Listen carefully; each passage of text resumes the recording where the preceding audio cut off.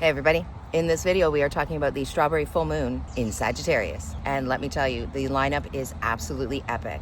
Don't forget to stick around to the end because of course we've got some practices for you. Now let's get right to it because there's always lots to cover. 3, 2, 1.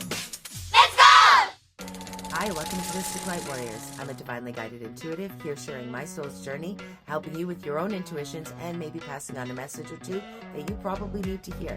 So let's get right to it because there's always lots to cover. Hey everyone. Okay, so this full moon is absolutely epic. The lineup is insane. There's a lot of information that I want to get through. Let's start with the planetary alignments and then we'll get through what it means, and then we'll get to the practices. I've got lots of notes so we don't miss a thing because there's a ton going on. Now, this is the first time in 10 years that Jupiter has entered Cancer. Jupiter is the ruler of Sagittarius, but also the traditional ruler of Pisces. Now, Pisces, as we know, is all about intuition. Cancer is bringing that water element into it.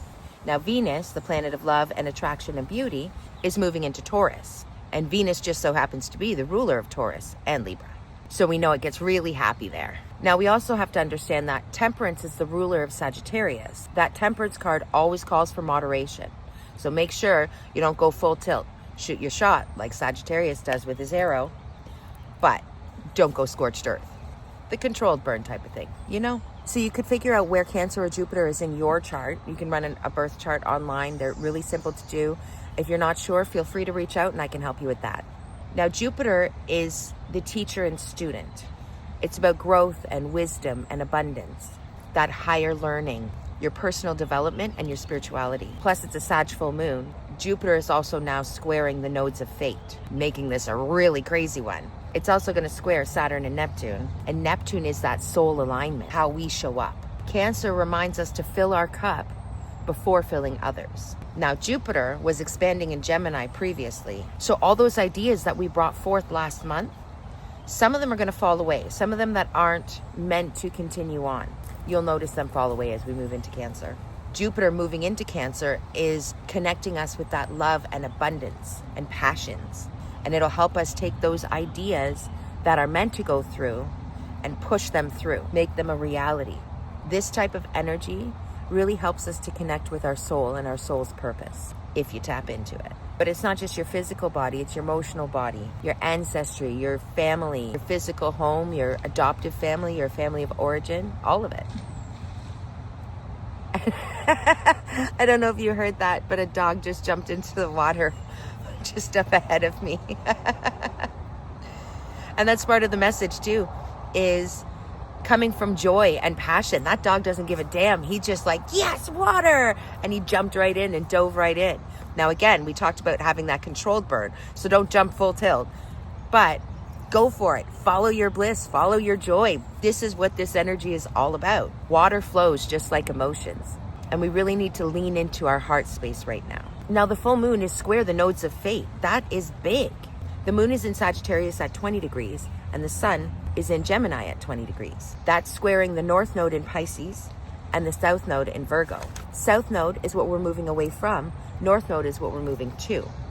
So we're moving out of that Virgo control aspect, having to need it this, and this, right? And we're going into the Pisces energy, which is your intuition, following that soul whisper. Exactly. Saturn and Neptune are dissolving the outdated structures that we have in our lives. You know, sometimes we create our path out of fear, out of misinformation or experiences that happened that weren't necessarily the most positive.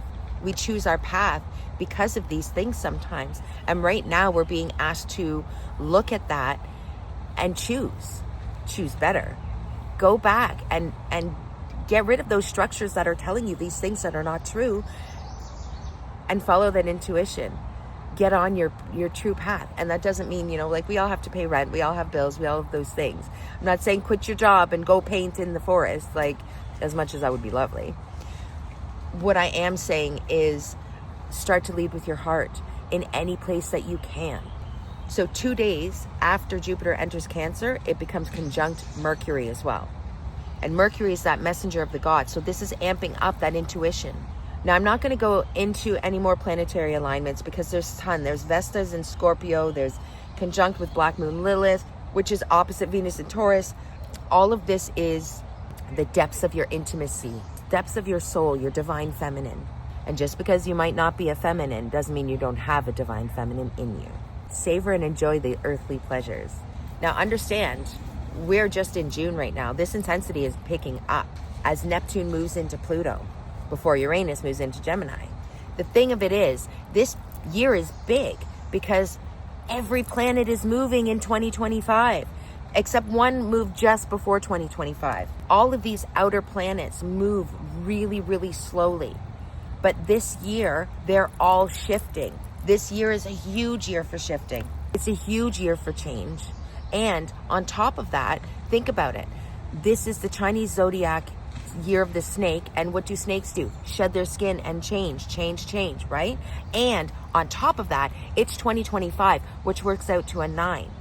End of cycles, completion.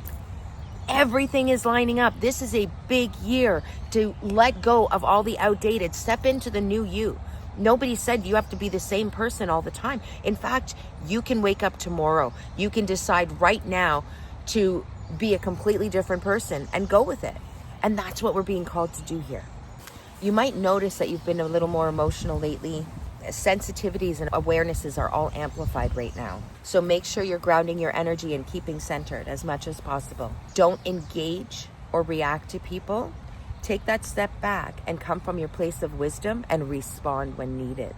But don't forget, not everything actually needs a response from you. Let's break these old patterns. We are starting this high-speed rail, so harness this energy and use it to your advantage. Be mindful and conscious of everything, but come from that place of love and compassion. This moon is all about soul evolution. Now, full moons, we know, illuminate things, and that's what it's illuminating. Now, you might be feeling very confident right now, so be aware that you're not being overconfident. Make sure you're checking in with self.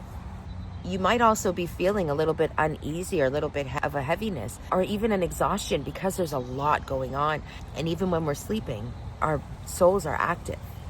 Dream big. Do what your heart wants. Follow the path that your heart is leading to, not what you are consciously hiding or running away from. Pay attention to where the resistance is. That's your cue to look at it closer. Why is it resistant? What's going on there? By letting go of all the things that aren't serving us, we're creating that spaciousness that Cancer in Jupiter really needs in order to thrive. That gives Cancer the space to bring us into other ways of knowing, while Jupiter and Neptune square, showing us the stuff that needs to go. We really need to detox again to feel free. Now, the other thing that this is bringing in is self-care and self-love. And that's something that I've been talking about a lot on this channel, because getting that self-care and self-love in is so crucially important. You cannot fill from an empty cup. Now, the thing about self-love and self-care is that usually it comes in after the fact, after we've overdone it, after we've done too much. I overdid it today. So because I'm so exhausted, I'm going to rest and relax tomorrow and not do anything. And it's like, we're always playing catch up. And the kicker is, it's only so we can perform again the next day. It's not for the purpose of self-care and for the purpose of pampering yourself and loving yourself. It's so you can do more the next day. It's all about that human doing. Cancer wants us to imagine what life would look like if you made self-care and self-love the priority. Make that the number one thing. So if we came from a place of where self-love is the center, how much more could we do? And the kicker about that, some people believe that self-care and self-love is a selfish thing and that you become self-centered. But that's backwards. In order to be your true, full, authentic self, you've got to have self-love and self-care. It has to be a priority because that helps your light shine even brighter. And again, we've got Saturn and Neptune energy coming in, which is all about that soul alignment. So for this full moon, we really want to release stagnant energy, but release it through fun and spontaneous things. This full moon is also potent for manifestation. If you want something you've never had, you're going to have to do something you've never done to get it. Now, let's get to the practices. So first practice, full moon water. On the 11th at midnight, put your water out. Put it in a glass jar, preferably like a mason jar, something with a lid so nothing gets in it. In a glass jar so the moonlight can hit it. Bring it in before the sun hits it in the morning, and then drink it on the 11th. Now, it also tell you to take that water before you do that practice and before you drink it, and place it against your chest in your heart space. Give that water love and gratitude. You'd be surprised at how much more fulfilled your body is when you give love and gratitude to the things that you're giving. I had some unexpected guests come in for a swim. Now we've also got Friday the 13th. We've got unexpected airplanes as well. And this is part of that message too, is be aware for the unexpected to come in, but be open to it. Be joyous about it. Be curious about it. And again, temperance, always temperance, but go for it. Just go for it. Back to the moon water. Drinking that water on the 11th will bring in growth and abundance and prosperity. Now this full moon energy is super potent. It's actually already potent right now. We've also got Friday the 13th coming in right after. This energy is potent basically from the 9th to the 13th. It's already happening. It's already in it. So remember to keep your heart open right now. Practice number 2. Get a large green candle, one that will last you 3 days.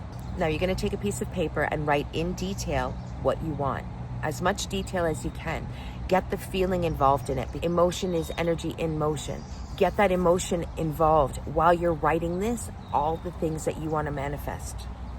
What do you want for the second half of this year? A new job, new car, more money?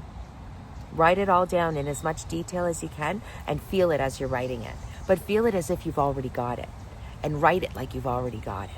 Now you're going to fold that paper in half and put it underneath that candle.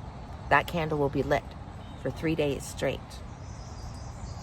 Do not leave a lit candle unattended, please. If you need to blow it out, please do so. Do not leave any candles or any open flame unattended. But burn that candle on the 11th, the 12th, and the 13th. And then take that paper on the 14th, fold it in half again, and put it somewhere safe so that you can refer to it at the end of the year and see all the manifestations that you were able to pull in. Now, the other part to this is I want you to take a separate piece of paper, and every day for those 3 days, I want you to write down in it in red pen, in red ink, I am worthy of infinite abundance, 8 times. Remember to keep your heart open during this time. A couple other things that you can do is drinking pure cocoa will be wonderful, and add some cinnamon to it if you can. Do a social media clear out, take a break, go back to center, and do what you need to do. Take time out in nature and connect with family and friends. Do what's going to bring you some joy and what's going to bring your inner child some joy too. See the joy in everything and find the time to do the things you want to do. Everything comes with ease. So let's detox so that we can feel free again to create again. All right, everyone. If you're new here, thanks for coming in. And if you've been here before, thanks for coming back. Hope that helped. And as always, if you've liked the content you've seen today, please like and subscribe and leave me a comment. Let me know what hit for you, what didn't hit for you, what are your practices.